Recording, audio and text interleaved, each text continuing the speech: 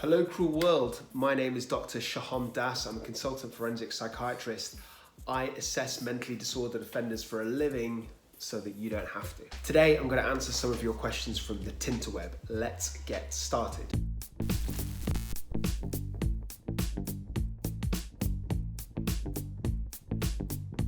Question number 1. What if a schizophrenic refuses treatment? Well, generally speaking, that's fine. There's no reason to force medication or treatment onto somebody with schizophrenia. In fact, there are many people with this disorder who live in the community who are happily psychotic. They might hear voices, they might have odd delusions, but as long as there's no risk then and they're self-contained, then there's no reason and there's no mechanism through the Mental Health Act to force treatment on them. The picture changes when there's a risk. So somebody can be detained, as in taken to a psychiatric unit, in the interest of the patient's own health, in the interest of the patient's safety, or in the interest of the protection of others. So in terms of the patient's own health, sometimes schizophrenia can deteriorate if it's not treated, it's not medicated earlier on, but that's not a certainty and also can't really be predicted. In terms of the patient's own safety, the obvious one is suicide. So if there's a high suicide risk, they can be medicated against their will or treated against their will. But the other one could be retaliation. So if somebody has, for example, is hearing voices which are making them say sexualized things to random strangers, then obviously they're vulnerable and there's a risk that they could be kind of, punched or thumped in retaliation. And in terms of a risk towards other people, that's obviously in the form of shouting, verbal aggression or violence towards strangers. So if they fit those categories, they can be treated against their will. If not, they're free to kind of go about their ordinary lives. Question number 2. What can a psychiatrist do for you besides prescribe medication? Well, to be fair, medication prescription is a big part of what some psychiatrists do, so especially outpatient psychiatrists that see you regularly in a clinic. The other thing that we can do is we can monitor your mental state. So especially if we know the patient well, we can tell over time when things are deteriorating. This can be quite helpful if the patient lacks insight. So a good example would be somebody who's developing mania, who's got bipolar affective disorder. So over time, they might start getting speeded up, their thoughts might be a bit disjointed, and if they don't have friends and family that can help them gain insight, then a psychiatrist might be the person that helps monitor them. Another area would be advice, both sort of lifetime, day-to-day advice about relationships, etc., but also advice about their illness, so how best to manage it, certain situations or substances, illicit drugs for example, that they need to stay away from. If the patient is a drinker, for example, the psychiatrist can help them kind of read through the minefield of exactly what is a safe amount for that individual. A psychiatrist can rarely give therapy actually, so some psychiatrists, only a minority, are trained in psychotherapy. So they actually, as well as other people like psychologists, they're trained to sit down with the patient and give the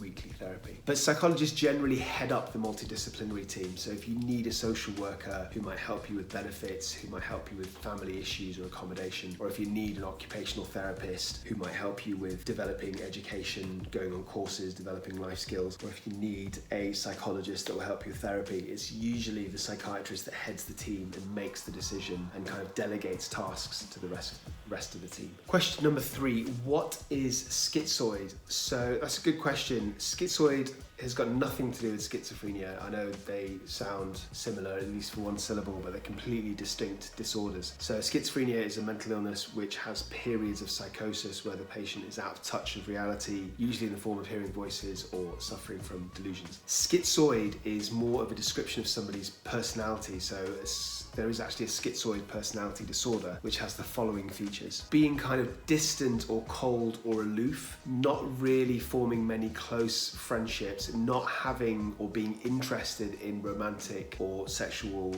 relationships, having difficulty kind of expressing their emotions and lacking a sense of kind of interpersonal warmth or a sense of humor. So there's some overlap with somebody with autism.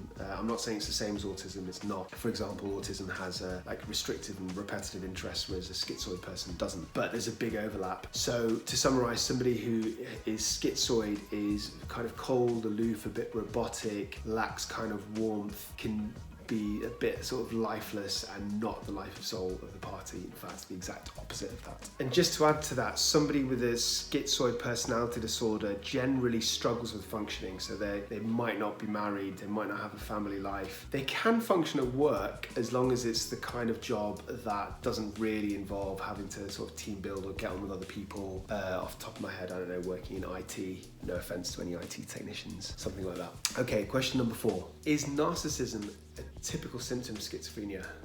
Wow, lots of questions about schizophrenia today. No, narcissism isn't. So narcissism, in fact, I've done a video on the difference between narcissistic personality disorder and psychopathy, so go check that out. But in a nutshell, narcissism is where somebody absolutely loves themselves. They love being the center of attention.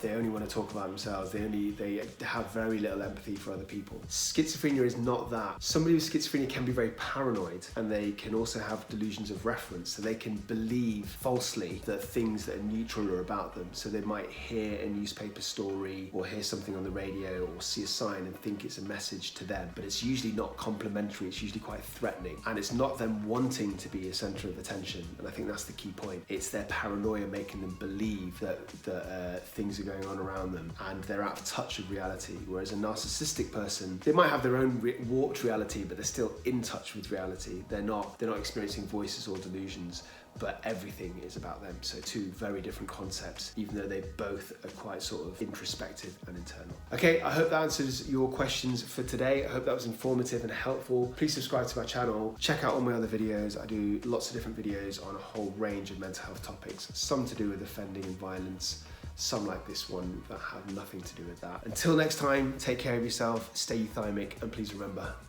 I love you.